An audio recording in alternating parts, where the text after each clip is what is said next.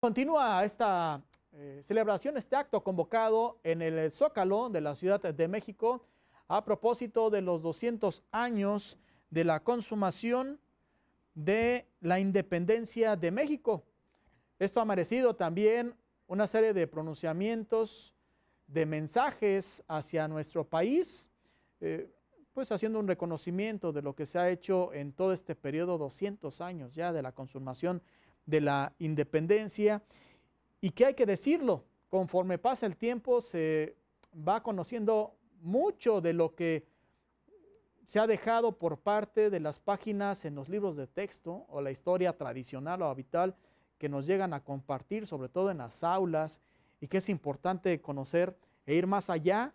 ¿Qué ha pasado con personajes que hoy pues prácticamente no se les menciona y que tuvieron mucho que ver, por supuesto, con toda esta etapa de nuestro país? Y es por eso que esta noche le agradezco que nos acompañe a través de la línea telefónica a Jesús Zabaleta Castro, que es amigo del Instituto Morelense de Radio y Televisión, historiador, cronista y también un muy buen conversador. Maestro, ¿cómo estás? Buenas noches. Buenas noches, con el gusto de saludarte, por supuesto.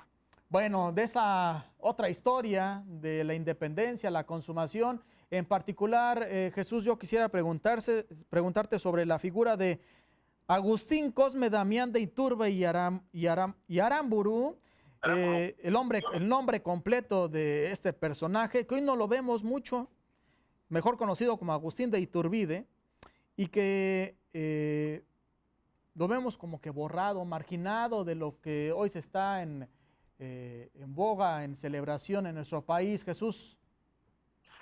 Efectivamente, un personaje polémico en su época, lo mismo calificado de un mal militar que de un extorsionador que se enriqueció a costa del tráfico de los productos mineros del centro del país y del Bajío.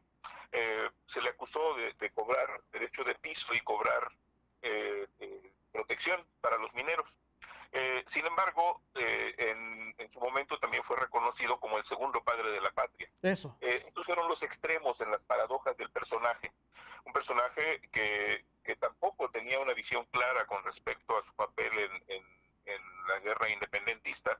Él del lado del bando realista del ejército virreinal combatió en diferentes momentos y con poco éxito en sentido estricto a los insurgentes. Y vale decir que fue vencido en 2 ocasiones el propio Agustín Iturbide por un personaje poco conocido, menos conocido aunque él, que fue Pedro Ascencio de Alquiciras, un personaje muy vinculado al estado de Morelos, del que hablaremos en su momento. Pero volviendo a Agustín Iturbide, él encontró el momento preciso de generar un cambio, un viraje en su postura política, cuando, conociendo los detalles de la resistencia que encabezaba Vicente Guerrero como el depositario de la herencia ideológica y del movimiento independentista, entonces entendió que era posible generar un movimiento que diera al traste con los intereses de los peninsulares y él convertirse en el líder de este movimiento. ¿De qué se trata? Él promulgó el 24 de febrero de 1821 el popularmente conocido como Plan de Iguala, que en sentido estricto es el plan de independencia de la América septentrional. Y aquí deja ver de manera abierta cuáles son sus intenciones. No se habla de una verdadera independencia, como lo planteaba Morelos en Los Sentimientos de la Nación, sino de una monarquía moderada por un parlamento, y que esta monarquía debería recaer en Fernando VII o en alguno de sus descendientes. Y que en caso de que no aceptaran o no pudiesen trasladarse al territorio mexicano, entonces se nombraría un regente que se encargaría del gobierno de la nueva nación. Una figura polémica que estuvo Jesús en contra incluso de lo que emprendían tanto Hidalgo como Morelos. Él acusaba que se utilizaba la violencia, que se asesinaba para cumplir con una serie de propósitos, algo que se le destaca a Iturbide en esa otra historia, que él buscaba que sea a través de la vía moderada, ¿no? Cómo lograr todo ese paso hacia la independencia. De hecho, efectivamente, y no fue una postura solo de Iturbide, también lo planteó un hombre una visión mucho más crítica, mucho más clara, autor de una obra fundamental que es la historia de México, y me refiero a Lucas Alamán, que si bien es ubicado en el bando conservador, era un hombre sumamente ilustrado, era un hombre con una claridad de pensamiento extraordinaria, y él criticaba justamente a Hidalgo. Otros autores lo han hecho, y la coincidencia es en el sentido de que Hidalgo no tenía un ejército organizado, eran campesinos, eran peones, era gente que liberaba de las cárceles, y lo que hacía era permitir que saquearan, que robaran, que quemaran, que asesinaran, que violaran, e incluso los propios Allende y Aldama se confrontaron con Hidalgo porque ellos no estaban de acuerdo con que las hordas insurgentes destruyeran y quemaran los pueblos que conquistaban. Y un ejemplo de ello es la Lóndiga de Granaditas, donde con saña asesinaron a quienes defendieron la plaza. Lo dijo Iturbide, por supuesto, pero Iturbide también era acusado de lo mismo, era acusado de sanguinario, era acusado de cruel, de asesinar gratuitamente. Por eso tenemos que desmenuzar la historia en una perspectiva mucho más amplia, no en la visión llana que se nos ha enseñado. Y vale decir que en sentido estricto, en mi muy particular perspectiva, no estamos conmemorando realmente la consumación de la independencia.